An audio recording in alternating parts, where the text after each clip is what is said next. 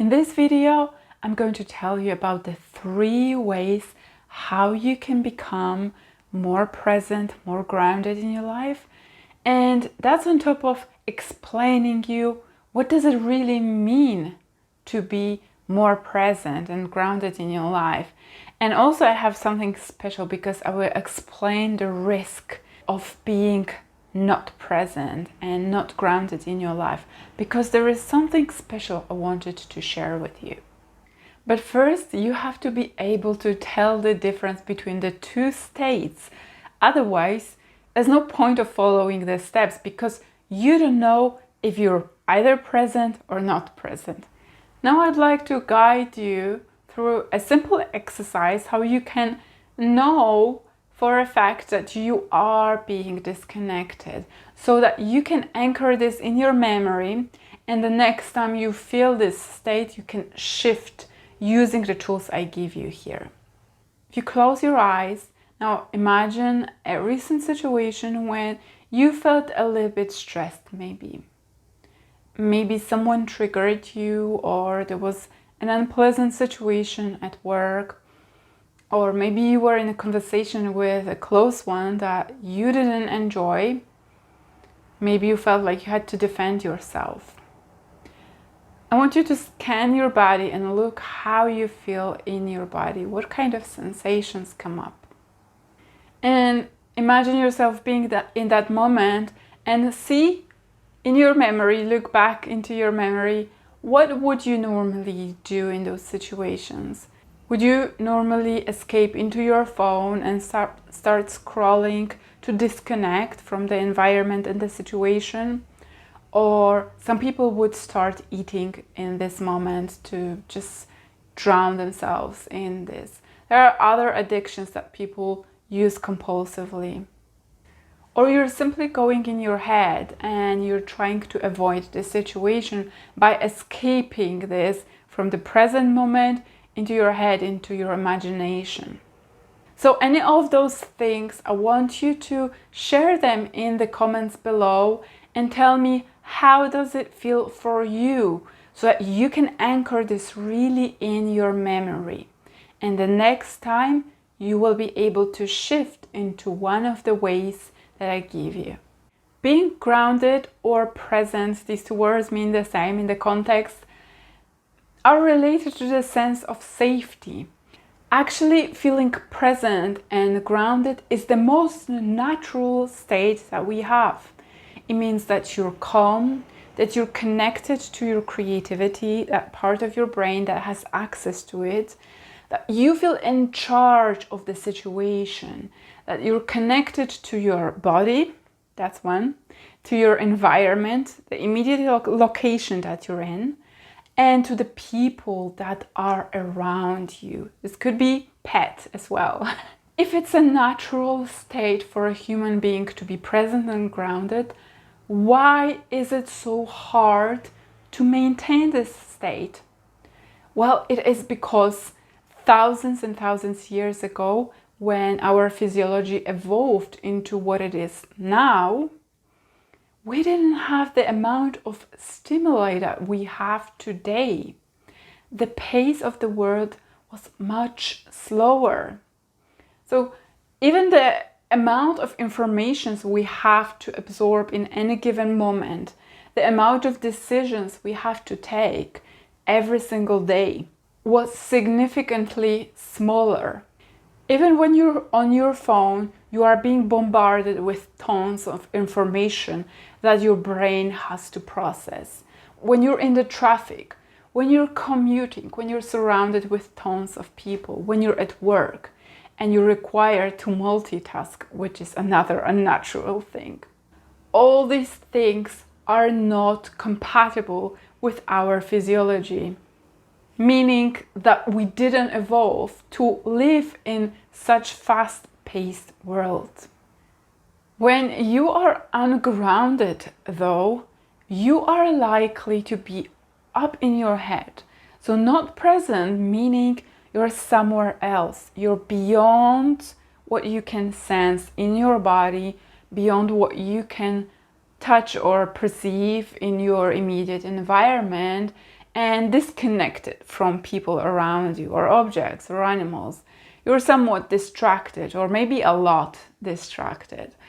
Some people feel like they're completely dissociated when they're ungrounded, and it can look like you're on your phone scrolling endlessly, maybe for an hour or even longer, or watching TV and you're really engaged with what's out there. It could be also that you are overthinking, so you are either thinking about something that happened in the past or projecting and trying to anticipate or solve things that you think they're going to happen in the future, right? So you're caught somewhere outside of the present immediate moment. And as the grounded state is connected to the inner sense of safety, the ungrounded or not present state is connected to feeling not safe. And I'll explain this to you. When I say that you're not feeling safe, I mean it unconsciously. So you have a built-in mechanism that whenever there is any level of stress that could be connected to you not accepting the situation, either you're bored or you don't like something about this, or you're just actually threatened by a stressful situation, maybe at work or a person that you're talking with, then we dissociate. This is natural mechanism that we have. That's why the first way for you to practice being grounded, you have to focus. You have to exercise your attention more frequently to become sharper.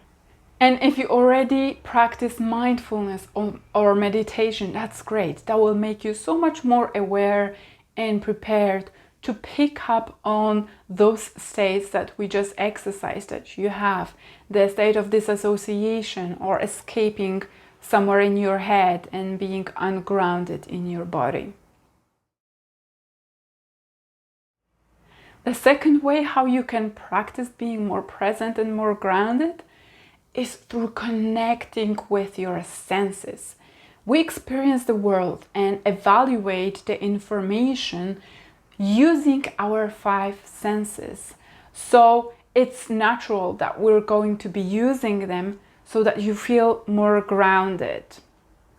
Also, to bring you into the sense of safety, you have to actually be able to sense it. You have to be able to sense your body, sense the immediate environment, and sense the connection with another human being. So how you're going to achieve it? Me personally, I love practicing the feeling present and grounded through the sense of touch. So if you're standing or sitting down, you can find the connection with the location. You can focus all your attention onto the connection with the floor, where your feet meet the floor. Or if you're sitting down, how your buttocks and your legs touch sofa maybe, or the chair that you're sitting on. And when you focus really for an extended period of time, maybe 10 or 15 seconds, you can see all the energy dropping away from your head back into your body. You're collecting yourself. And by doing this, you're literally switching on the mechanism in your brain that tells you, I'm safe, nothing's threatening me. This is how it works. Another way you can do is simply by rubbing your hands. You can try that. You're immediately becoming more embodied. Or you can rub your arms or your face. That's also another way. Some of my clients love using essential oils.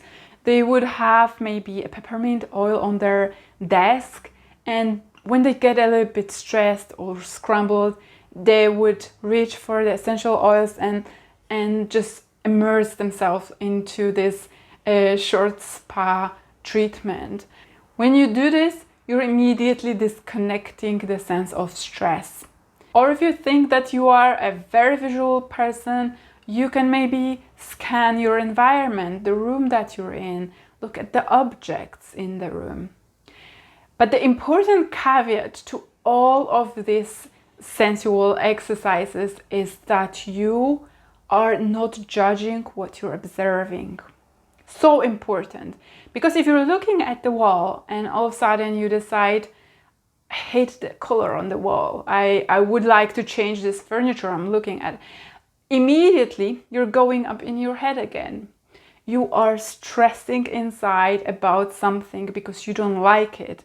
It can seem like it's very insignificant, but any judgment, any stress that you create is a planted seed in your mind.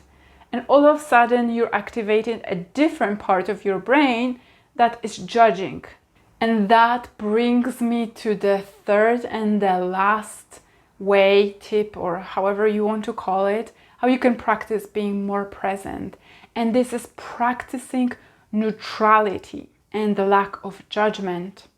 Any sort of judgment activates that part of your nervous system that perceives some level of stress. It's because whatever you're observing and judging is in disagreement with what you would prefer. We label virtually everything in our life. You've developed tons and tons of labels throughout your life, and most of them are actually very outdated and irrelevant.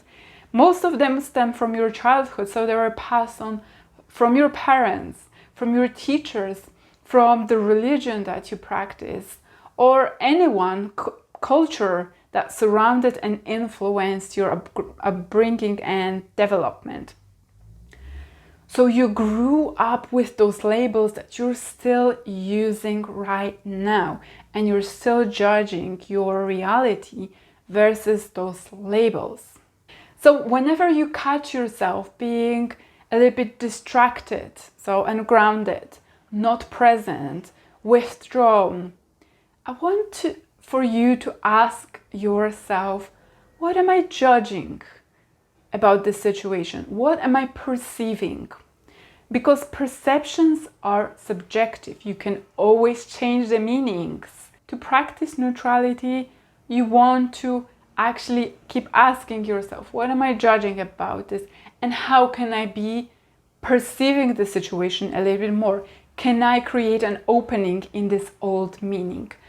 Remember, you can always change the meanings that you created in the past into new ones today. So practice a level of neutrality when you observe things, events, and yourself, so that you don't judge yourself so harshly, and simply try to accept what is. I have to tell you, I've witnessed the risks of being ungrounded, not present for extended period of time firsthand. I have been ill for many years because I was so disconnected from everything. I was stressed, worried constantly, and that led me to develop symptoms over time. That happens because any level of stress that is accumulated over time will stay in your body and will add up when it's not properly released. And when you are that kind of person that maybe is a controlling type or hyperachiever or people pleaser, perfectionist, these are especially the types that go up into their heads a lot and are very disconnected from their bodies. And that means that they have to practice being present, being grounded a lot more and become much more aware of what's going on, because that has a big impact on your health. And I'm not saying this to scare you. I'm only saying this so that you can avoid the complication I and so many people did have because of this lack of connection. So that should also serve as a motivation for you to practice the tools I'm giving you in this video. I want you to use all the 3 ways because they work perfectly together. And if you have any other better ways that you like to keep you grounded and more present, just use them as well. And I want for you to make it a daily practice so that it becomes part of your second nature. And if you have any questions about the tools that I give you or about anything what I said today, just leave them in the comments below. I'd love to support you more, and I'd love to know if I missed anything and you're curious maybe about deepening the knowledge.